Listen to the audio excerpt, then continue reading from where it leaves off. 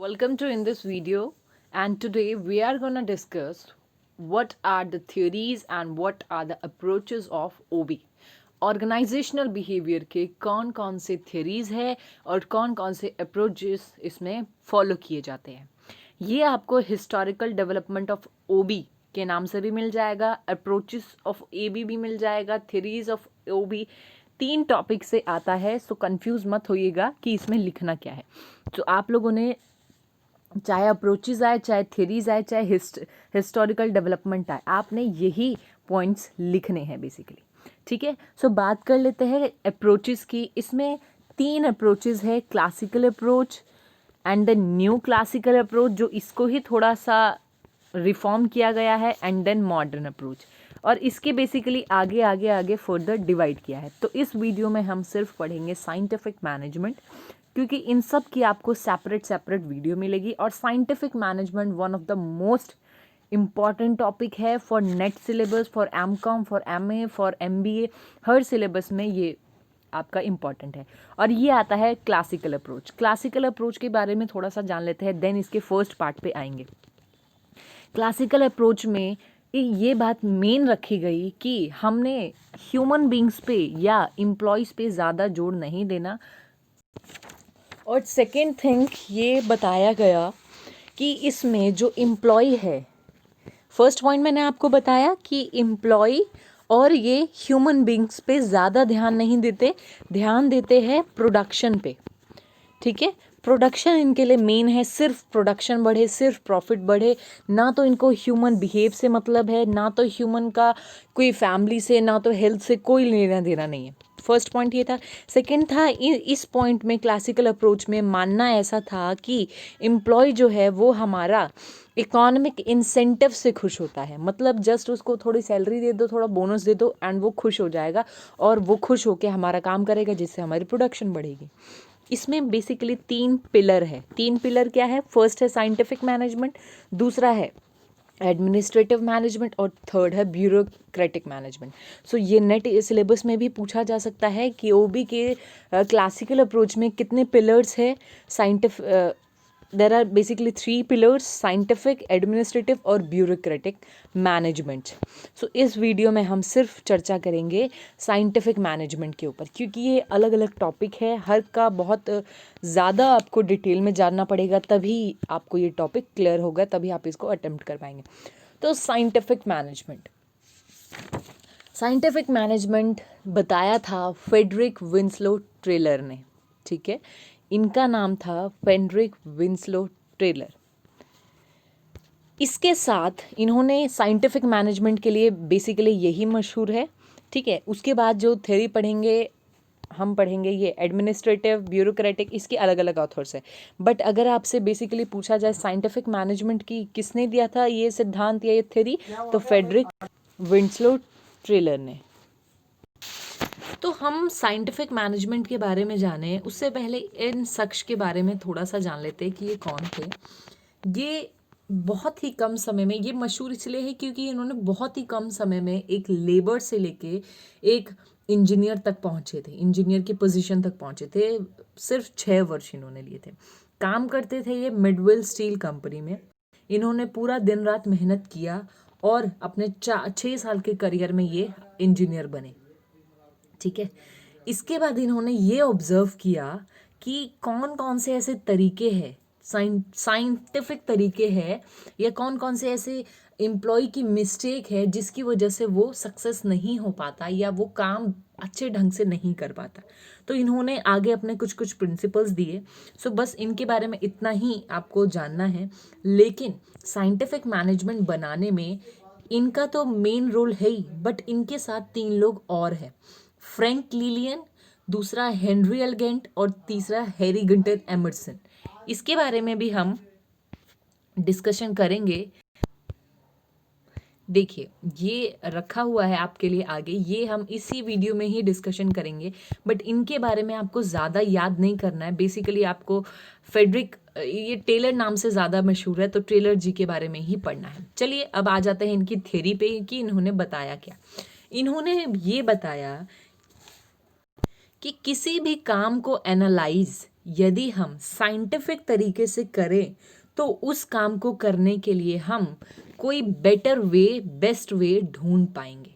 ठीक है, कोई भी ऐसा काम, मान लीजिए कोई प्रोडक्शन का काम है, उसमें ऐसे कोई साइंटिफिक एनालाइज किया कि उसको साइंटिफिक वे से, किस वे से जल्दी और इजी कॉस्ट में, कम कॉस्ट में कर सकते हैं, ताकि हमारा एम्प्लॉय भी खुश रहे और भी प्रोडक्शन, मेनली आप देखिए यहाँ प्रोडक्शन की ही बात है क्लासिकल थियरी में, इसमें एम्प्लॉय की ज़्यादातर ध्यान नहीं दिया जाता। ठीक है, तो जस्ट इनकी थियरी साइंटिफिक विश्लेषण, साइंटिफिक एनालाइजिंग से ही रिलेटेड थी कि कोई भी काम को हम साइंटिफिक एनालाइज करें और फिर उसका कोई उस काम को करने के लिए बेटर वे ढूंढे कि वो काम किस वे से अच्छा हो सकता है। तो इन्होंने प्रिंसिपल्स दिए, 5 प्रिंसिपल्स दिए। आपको 5 प्रिंसिपल नाम से भी आ सकता है कि टेलर के 5 सिद्धांतों का वर्णन कीजिए कि 5 के define 5 principles of scientific management. ठीक है, सो देखिए फर्स्ट है हमारा principle of use of sine for the rule of thumb.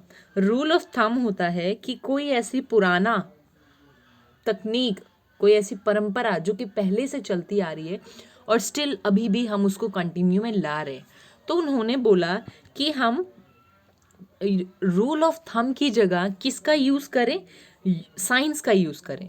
ये साइन नहीं है, साइंस है। ठीक है, साइंस की टेक्निक का यूज करें, ना कि हम पुराने घिसी पिटी परंपराओं पर चलते रहें।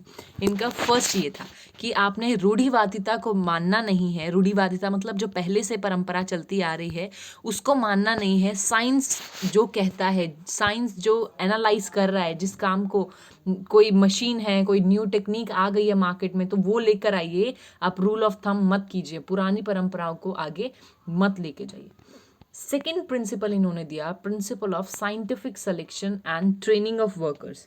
इन्होंने बोला कि जो हमारे एम्प्लॉयज़ है उनका जो भी हम ट्रेनिंग करवाते हैं वो बाय साइंटिफिक रीज़न से करवाना चाहिए या साइंटिफिक टेक्निक से करवाना चाहिए। और जब भी हम उनकी सिलेक्शन कर रहे हैं तो उसमें ये देखना चाहिए कि क्या वो ऐसी, उसके पास सारी मिनिमम क्वालिटीज़ है, मिनिमम रिक्वायरमेंट जो जो हमें चाहिए वो उसको आता है। सिलेक्शन में ये देखो और ट्रेनिंग में ये देखो कि जिस पर्सन को आपने किसी काम में ट्रेन कर दिया है, ये नहीं कि उसको दोबारा ट्रेन नहीं करना, उसको दोबारा आप कोशिश कीजिए और दोबारा से मतलब उसको ट्रेनिंग दे के और एडवांस सिखाइए, ताकि वो अपना काम जो पहले कर रहा था उससे भी बेहतर कर सके। ठीक है, तो प्रिंसिपल ऑफ साइंटिफिक सिलेक्शन और ट्रेनिंग में इन्होंने ये बताया। नेक्स्ट है principle of cooperation between labour and management. ठीक है, उन्होंने बताया कि जो हमारा लेबर सेशन है और जो हमारा मैनेजमेंट है, ये क्या है, एक दूसरे को अपना वो समझे कि मेरे बिना, लेबर के बिना मैनेजमेंट नहीं चल सकता और मैनेजमेंट के बिना लेबर नहीं चल सकता। तो उसके दिमाग में क्या करो कि मेंटल रेवोल्यूशन ला दीजिए कि दोनों में ये हो जाए कि भाई ना तो कंपनी लेबर के बिना चल सकती है और ना लेबर कंपनी के बिना। तो क्या होगा, दोनों ये समझेंगे कि हम एक दूसरे की, हम दोनों को ही ज़रूरत है, तो हम दोनों ना लड़ें। ठीक है, तो principle of cooperation labour and management में उन्होंने ये बताया। फिर उन्होंने बताया कि मैक्सिमम आउटपुट, उन्होंने बोला एम्प्लॉयज़ को आप ऐसे परसुएट करो कि वो जितना से ज़्यादा आउटपुट दे सकते हैं उतना वो करें, मतलब अपने काम में उनको कोई भी कमी नहीं छोड़े। उनके दिमाग में ये बिठाएं कि अगर कंपनी को मैक्सिमम आउटपुट मिलेगा तो कंपनी को प्रॉफिट होगा, और प्रॉफिट होगा तो उनको हम ज़्यादा सैलरी देंगे। मतलब अगर मैं ऑनर हूँ, मैं अपने कहूँगी अगर मुझे आप लोगों ने एक दिन में 100 का देते हो, उसमें से मैं आप लोगों को 20 रुपए देती हूँ, तो अगर आप लोग मुझे 150 रुपये प्रॉफिट कमाओगे तो मैं आप लोगों को 50 रुपए दूंगी। तो ऑब्वियसली जब उसको भी अपना दिखेगा प्रॉफिट मिलता हुआ, तो वो भी कंपनी के लिए मैक्सिमम आउटपुट को जनरेट करेगा। सो इस वाले प्रिंसिपल्स में ये था। नेक्स्ट प्रिंसिपल है हमारा principle of equal division of responsibility. उन्होंने ये बहुत अच्छा पॉइंट बताया कि रिस्पॉन्सिबिलिटी जब हम डाल रहे हैं, जब हम दायित्व का बंटवारा कर रहे हैं, तो ऐसे काम को जो कि कोई बेटर वे से कर सकता है उसको ही वो काम हमने सौंपना चाहिए। ठीक है। और इक्वल डिवीजन मतलब हर एक को इक्वल डिवीजन करो। ये नहीं कि कोई मतलब सेम कॉस्ट में ज़्यादा प्रोडक्शन कर रहा है। मान लीजिए 100 रुपये एक डब्बे बनाने की फैक्ट्री है, आपको अगर 20 डब्बे बनाओगे 100 रुपये मिलेंगे। अगर आप 30 बनाओगे फिर भी आपको 100 मिलेंगे। तो मतलब इस पर्सन की जब रिस्पॉन्सिबिलिटी बढ़ रही है, काम बढ़ रहा है, उत्तरदायित्व तो बढ़ रहा है, तो आप उसको क्या करो, प्रॉफिट तो दो एटलीस्ट। अगर ऐसा नहीं करना तो आपको इक्वल डिवीजन ऑफ रिस्पॉन्सिबिलिटी रखनी पड़ेगी। और उन्होंने बताया कि जब हम काम पूरा करने के लिए किसी मैनेजर्स को कोई काम देते हैं, तो उसका जब हम रिस्पॉन्सिबिलिटी किसी लेबर को दे देते हैं तो वो ठीक पर्सन को देना चाहिए और विद इन टाइम आपको वो जो भी काम है वो पूरा कर लेना चाहिए। और जो भी काम अगर पूरा नहीं किया गया तो मैनेजर के लेवल पे तो कौन होगा, लेबर उसका रिस्पॉन्सिबल होगा, लेकिन टॉप लेवल को तो मैनेजर को ही रिपोर्ट करना है। तो इस बात का भी बिल्कुल खास ध्यान रखना चाहिए। तो देखिए, इन्होंने फर्स्ट में बताया काम जो करना है, काम किससे करना है, साइंटिफिक तरीके से। काम करने के लिए हमें पर्सन्स की ज़रूरत होगी, उसकी सिलेक्शन और ट्रेनिंग कैसी करनी है, साइंटिफिक तरीके से। अब जब ट्रेनिंग हो जाएगी तो लेबर और मैनेजमेंट में क्या हो जाएगा, कोऑपरेशन होना चाहिए। अब जब ट्रेनिंग करवा दिया है तो क्या आउटपुट भी तो देना है, तो क्या करें, मैक्सिमम आउटपुट दे। और जब ये सब काम कर दिया तो वो रिस्पॉन्सिबल तो बनते ही है हर काम के लिए। तो आप इसको एक स्टोरी बना के भी याद कर सकते हैं। नेक्स्ट आता है, ये सब कामों को पूरा करने के लिए कुछ ना कुछ तो टेक्निक बनाना पड़ेगा ना। ये तो प्रिंसिपल्स थी कि ऐसा करो, ऐसा करो, ऐसा करो तो ये होगा, ऐसा करो तो ये होगा। कौन कौन सी ऐसी टेक्निक्स है जिसकी सहायता से हम जो भी प्रिंसिपल्स है उसको पूरा कर सकते हैं।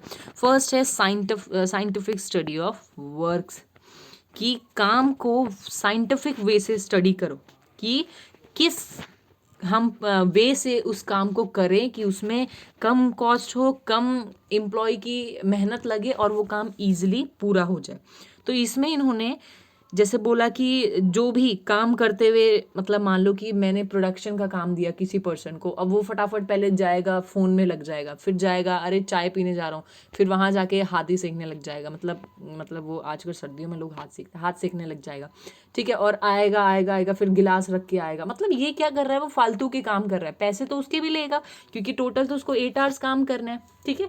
तो उसने यही बोला कि ये जो अननेसेसरी वर्क वो करते हैं उनको रोको। किसी भी पर्टिकुलर टाइम, कोई भी काम करने के लिए एक टाइम डिसाइड कर दो कि इतने टाइम में वो काम मुझे पूरा करना है, ठीक है। और ये मानो कि कोई भी एक वर्कर है वो क्या है, कोई ऐसा नहीं है, निर्जीव वस्तु नहीं है कि जो मतलब सांस ही नहीं ले सकती। वो भी एक इंसान है और उसको आप रेस्ट प्रॉपर दो। ये नहीं कि आप उसे काम ही लेते रहो, उसको रेस्ट ना दो। तो इन्होंने साइंटिफिक स्टडी ऑफ वर्क में 4 चीज़ें बताई: method study, motion study, time study और फटीग स्टडी। मेथड स्टडी में वही था कि कोई भी आइडेंटिफाई करो the most suitable way to do a particular activity. Motion में बताया it refers to conduct the study of motion being performed by workers and machines while doing the job. Motion में मतलब जो भी ये मैंने आपको बताया अननेसेसरी जो भी काम करते हैं उनको कम करने के लिए। टाइम स्टडी में उन्होंने बताया कि एक स्टैंडर्ड टाइम कर दो कि इस काम को, किसी पर्टिकुलर एक्टिविटी को ख़त्म करने के लिए इतना टाइम आपको दिया है। फटीग मतलब थकान, ठीक है। It refers to determine the durations and the frequency of rest intervals to complete a particular job. मतलब इसको काम करने के लिए आप टाइमली बता दो, एक फ्रीक्वेंसी बता दो कि कितने टाइम बाद आपने रेस्ट करना है, ठीक है। तो ये बेसिकली ये चारों स्टडी को बनाने में जो हमने आगे डिस्कशन करेंगे, जो ऑथर्स थे उन्होंने उनकी हेल्प की थी। सो इसको हम थोड़ा डिटेल में आगे पढ़ेंगे, बस साइंटिफिक स्टडी में इतना ही। साइंटिफिक टास्क प्लानिंग मतलब किसी काम को करना। तो सबसे पहले जब आप किसी काम को बांट रहे हो तो उसकी प्लानिंग करो बाय साइंटिफिक वे कि काम क्या है, कैसे करना है, कहाँ करना है, कब करना है, किसको करना है, ठीक है। और इन्होंने बोला कि आप प्लानिंग डिपार्टमेंट भी बनाएं जब आपको साइंटिफिक मैनेजमेंट से काम कर रहे हो। थर्ड पॉइंट है हमारा scientific selection and training of workers. ये मैंने पहले भी उसी में था, जो हमारा थर्ड पॉइंट था कि इन्होंने जो भी बताया कि जब हम जब हम सिलेक्शन कर रहे हैं तो बिना किसी पार्शलिटी के करो। ये नहीं कि आप किसी भी अपने भाई बहन को लगा लो या चाचा ममारा भाई को लगा लो, लेकिन उन्होंने ये नहीं बताया कि ऐसे भी, उन्होंने बोला सिलेक्शन अगर आप कर रहे हो, अगर आपने कॉस्ट कम करनी है तो साइंटिफिक सिलेक्शन करो कि जिसमें क्वालिटी है उसी को रखो, अदरवाइज नहीं रखो किसी को भी। इन्होंने इसमें बताया था प्लानिंग डिपार्टमेंट बनाओ, इसमें इन्होंने बताया था पर्सनल डिपार्टमेंट बनाओ या ह्यूमन रिसोर्स डिपार्टमेंट बनाओ, जिसके पूरा काम कौन देखे, एचआरएम देखे या पीडी डिपार्टमेंट देखे। और जो ट्रेनिंग दे रहे हो वो घिसी पीटी ट्रेनिंग ना दो, रूल ऑफ थंब वाली ट्रेनिंग मत दो, ट्रेनिंग दो जो अभी चल रही है, जो मतलब आधुनिक ट्रेनिंग है। नेक्स्ट है हमारा स्टैंडर्डाइजेशन। इसमें है किसी भी काम को करने के बाद हम किसी भी वर्कर का ये देखें कि जितना स्टैंडर्ड हमने फिक्स किया था, क्या उसने उतने ही स्टैंडर्ड के अकॉर्डिंग काम किया है या नहीं किया है। जैसे मान लीजिए एक दिन में 20 डब्बे बनाने, तो ये तो नहीं कि वो 18 बना रहा है और 20 लिखवा रहा है। तो जो भी हमने स्टैंडर्ड फिक्स किया है, स्टैंडर्ड बनाओ और वो एम्प्लॉय को बताओ कि ये स्टैंडर्ड है और इसके अकॉर्डिंग आपने काम करना है। ठीक है। डिफरेंशियल वेज सिस्टम, ये क्या होता है? इसमें हम जो भी हमारे एफिशिएंट और इनएफिशिएंट वर्कर्स होते हैं उसमें क्या करते हैं, उनकी जो भी सैलरी, उनका जो भी वेज सिस्टम होता है उसमें अलग अलग कर देते हैं। मान लो कि हम उनकी ये लेबर करें कि 8-8 घंटे जो काम करेगा उसको 200 रुपये मिलने ही मिलने हैं, नहीं।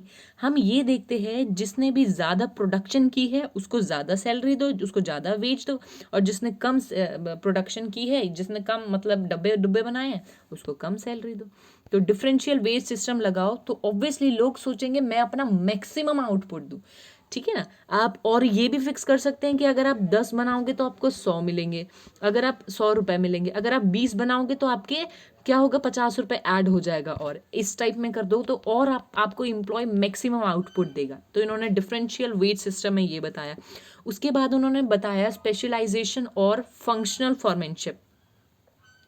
फंक्शनल फॉरमैनशिप क्या होता है, जिसमें जो भी हमारे बिजनेस में स्पेशलाइजेशन लोग हैं, जिनके किसी काम में बहुत ज़्यादा अनुभव है, बहुत ज़्यादा एक्सपीरियंस है, उनको मतलब ऐसा काम देना चाहिए ताकि उनके जितने भी उनमें एफिशिएंसी है उसका हम पूरा से पूरा फ़ायदा उठा सके। उनको हम एक अलग डिपार्टमेंट सौंप देते हैं, कोई एक्स्ट्रा टास्क दे देते हैं, कुछ भी करके उनका जो हम स्पेशलाइजेशन है उसका हमें पूरा ध्यान रखना चाहिए। मेंटल रेवोल्यूशन मैं आपको पहले ही बता दिया था। इसमें क्या होता है कि it refers to the change in the attitude of management and workers toward one another from competition to cooperation। इसमें देखा जाता है कि मैनेजमेंट और जो लेबर है वो क्या करता है, प्रॉफिट के वे से लड़ाई करते हैं कि भाई जितना आपको तो प्रॉफिट हुआ है, कंपनी हमसे छुपा रही है, कंपनी हमें प्रॉफिट नहीं देती।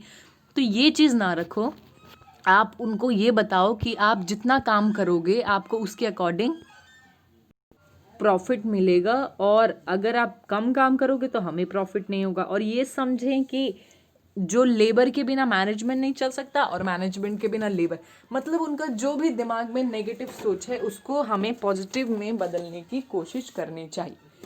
ठीक है। तो हमने ये टेक्निक्स पढ़े कि जो भी काम है उसका साइंटिफिक स्टडी करो, प्लान करो, सिलेक्शन और ट्रेनिंग बाय साइंटिफिक वे से दो, स्टैंडर्ड फिक्स करिए, डिफरेंशियल वेज सिस्टम अप्लाई करो, स्पेशलाइजेशन जो उसमें है उनका अलग डिपार्टमेंट, उनका मतलब उनके जिसमें स्पेशलाइजेशन है उससे प्रॉफिट लो और मेंटल रेवोल्यूशन में चेंज लेके आओ। नेक्स्ट है ये जो मैंने आपको बताया था साइंटिफिक मैनेजमेंट में जिन्होंने भी कंट्रीब्यूशन किया था, ये 3 लोग थे। इन तीनों का थोड़ा थोड़ा पढ़ लेते हैं क्या इन्होंने अपने थ्योरी में पढ़ा। पहले फ्रैंक और लिलियन गिलब्रेथ की बात करते हैं। ये कौन थी, इनकी वाइफ थी फ्रैंक गिलब्रेथ की। इन्होंने मोशन स्टडी में अपना जो हमने पढ़ा था पहला ही पॉइंट, उन्होंने मोशन स्टडी में बताया कि जैसे मान लो कोई पर्सन है कहीं पर भी ऐसे मतलब बिल्ला बैठा पेन को ऐसे टक टक टक टक टक टक कर रहा है, ठीक है, और मतलब कुछ भी अननेसेसरी हरकतें कर रहा है जो कि ज़रूरत नहीं है, ठीक है, तो उसमें उन्होंने कम कर दिया। इन्होंने एक स्टडी में पाया कि कोई एक पर्सन एक काम को करने के लिए 18 अननेसेसरी वर्क करता है और हर वर्क में 1-2 मिनट वेस्ट करता ही करता है और कई में ज़्यादा करता है। तो इन्होंने क्या किया, इन्होंने ख़त्म करके उसको जो भी मतलब मान लीजिए कि कोई ऐसे खड़ा है तो उस पर ध्यान रखा, कोई मतलब अलग अलग डिपार्टमेंट्स बनाए। सो इन्होंने उसको पहले 5 जो 18 था उसको 5 में चेंज कर दिया, कि मतलब जो पहले 18 टाइप की हम अननेसेसरी हरकतें करते थे वो उन्होंने अपने जो एम्प्लॉयज़ थे उसमें 5 कर दिया। ठीक है, इन्होंने टाइम स्टडी के साथ साथ स्टैंडर्ड टाइम का भी इन्होंने कंट्रीब्यूट किया, कि जितना भी काम है उसको स्टैंडर्ड टाइम में फिक्स कर दीजिए, जितना ज़रूरत है उतना ही उसमें काम लगाओ, उतने ही उसमें एम्प्लॉयज़ लगाओ, तभी वो हमारा कोई भी काम एक अच्छे से होगा और मैक्सिमम आउटपुट हमें मिलेगा। ठीक है, नेक्स्ट है हमारा contribution to Henry L Gantt. इन्होंने बोनस प्लान और टास्क प्लान के बारे में अपना कंट्रीब्यूशन दिया, कि टास्क और बोनस प्लान में बेसिकली ये था कि कोई भी अगर मान लीजिए एक कंपनी है जिसमें क्या है, हमारा 20 डब्बे एक दिन में बनाने हैं, और अगर सारे मिलके 20 ही डब्बे बनाएंगे तो आप तो उसको नॉर्मल वेज दो। ठीक है, जितना अगर मान लीजिए 200 रुपये एक दिन का बनता है तो 200 रुपये दीजिए। लेकिन यदि कोई पर्सन इससे मान लीजिए 25 बना देता है, ठीक है, तो क्या करो, जो भी मतलब एक स्टैंडर्ड टाइम में अपना काम खत्म कर लेता है, जितनी प्रोडक्शन करनी थी उतनी कर लेता है, तो वो एक्स्ट्रा काम करेगा। तो उस एक्स्ट्रा काम के लिए क्या दो, आप उसको 20 to 50% उसको बोनस दो। ठीक है, और कोई बहुत ही अच्छा काम कर लेता है, मान लो 40 या 35-36 बना दिए डब्बे, तो क्या करो, उसको 50% और एक्स्ट्रा बोनस दो। तो इसमें ये हमें पता चलेगा कि कौन एम्प्लॉय अपना मैक्सिमम आउटपुट दे रहा है, और इसमें लोगों की ज़्यादा से ज़्यादा काम करने की इच्छा होगी, कि अरे इतना जब मिल रहा है तो हमें मतलब आप समझ सकते हैं कि जब ज़्यादा पहले से मिल रहा है तो हर कोई कोशिश करता है कि ज़्यादा से ज़्यादा ही हम काम करें। ठीक है, उसके बाद उन्होंने बस इतना ही बोला, एक इन्होंने बार चार्ट का बोला कि आप बार चार्ट लिखते रहिए, कि उसमें रेड और ब्लैक पेन का यूज़ कीजिए, कि किसने एक्स्ट्रा टाइम किया, किसने ब्लैक पेन से मेंशन कीजिए किसने ज़्यादा काम नहीं किया। सो इस टाइप में जब एम्प्लॉयज़ को रोज़ अपने चार्ट बार को दिखेगा तो उसमें और काम करने की परसुएशन होगी और इच्छा होगी। ठीक है, और लास्ट पढ़ते हैं हैरिंगटन एमर्सन की। ठीक है, इन्होंने टोटल हमें 12 प्रिंसिपल्स दिए ऑफ एफिशिएंसी की, कुशलता के 12 सिद्धांत दिए। 1912 में इनकी बुक 1912 में इनकी बुक बनी थी, जिसमें उन्होंने पहले 5 दिए एम्प्लॉयर और एम्प्लॉय के रिलेशन के, और दूसरे बाकी जितने भी बचे टोटल 7 जितने बचे सिस्टम के दिए उन्होंने। मतलब पहले जो 5 थे वो एम्प्लॉय के रिलेशन के लिए दिए, एम्प्लॉयर एम्प्लॉय के, और दूसरा उन्होंने सिस्टम इन मैनेजमेंट का दिया। सो पहले 5 इनके जो थे वो थे आइडियल, आदर्श देखिए, कॉमन सेंस देखिए, काउंसल करें, डिसिप्लिन में रहना सिखाएं और फेयर डील करें। ठीक है, एम्प्लॉयर और एम्प्लॉय के रिलेशनशिप में ये बताया इन्होंने। उसके बाद नेक्स्ट 7 सिस्टम इन मैनेजमेंट में उन्होंने बताया कि आप इसमें देखिए रिलायबल देखिए, ठीक है, एडिक्वेट और परमानेंट रिकॉर्ड्स होने चाहिए, डिस्पैचिंग अच्छी होनी चाहिए, स्टैंडर्ड फिक्स करो, स्टैंडर्ड कंडीशंस को देखो, स्टैंडर्ड ऑपरेशंस को देखो, स्टैंडर्ड प्रैक्टिस को देखो, और रिवॉर्ड और एफिशिएंसी। सो ये था कंप्लीट साइंटिफिक मैनेजमेंट, जिसमें आपको ये बस इनका हैरिंगटन एमर्सन का इतना ही था, इससे ज़्यादा कुछ नहीं है। इन तीनों का मैंने आपको बताया, थोड़ा ही इन्होंने कंट्रीब्यूट किया है। इन्होंने मोशन स्टडी के ऊपर किया था, इन्होंने किया था अपना टास्क और बोनस प्लान के ऊपर, और इन्होंने प्रिंसिपल ऑफ एफिशिएंसी हमें बताया था। सो देखिए, इस वीडियो को मैं एक ही वीडियो में आपको ये तीनों भी बता सकती थी। मैंने आपको जानबूझ के साइंटिफिक मैनेजमेंट एक ही वीडियो में कवर करवाया, क्योंकि आप फिर जब सब पढ़ेंगे, मतलब आप जब ने 3-4 स्लाइड्स पढ़ी है तो आप सारा तो याद नहीं रख पाएंगे, कुछ याद रखेंगे तभी आप अच्छे मार्क्स या 10 to 15 मार्क्स का साइंटिफिक मैनेजमेंट बता पाएंगे। एडमिनिस्ट्रेटिव मैनेजमेंट और ब्यूरोक्रेटिक मैनेजमेंट ज़्यादा बड़ा नहीं है, 2-2 स्लाइड में आ जाएगा। नेक्स्ट में हम ये पूरा पढ़ लेंगे, मीन्स हमारी क्लासिकल थियरी अप्रोचेस खत्म हो जाएगी, फिर हम न्यू क्लासिकल पर आएंगे, और ये लंबी जाएगी वीडियो, डोंट वरी, बट ये कंसेप्ट आपको पूरा क्लियर हो जाएगा। इस वीडियो में गाइज इतना ही, नेक्स्ट वीडियो में दोबारा मिलते हैं। Thank you so much.